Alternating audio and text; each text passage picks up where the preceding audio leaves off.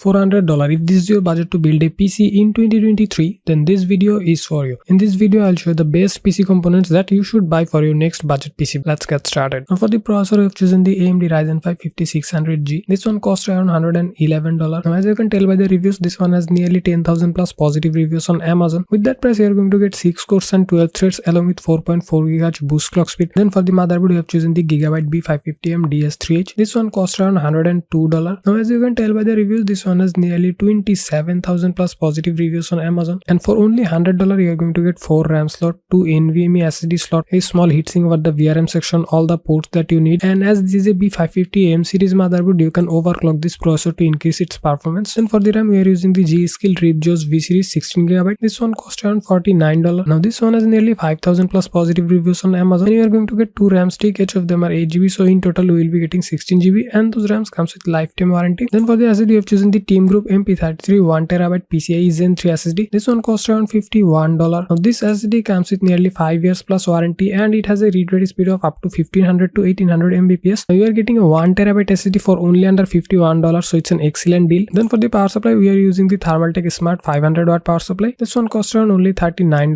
Now this one is a 500W 80 plus white certified power supply, comes with 5 year plus warranty, and for only under $40, it's an excellent deal. Then for the casing, we are using the Deepcool MacCube 110. It costs around $69. Now casing is completely up to you, buy whichever you like, but this one has a very basic and minimalistic look and fits perfect with this build. Now all those components will cost you around $425. Thanks for watching.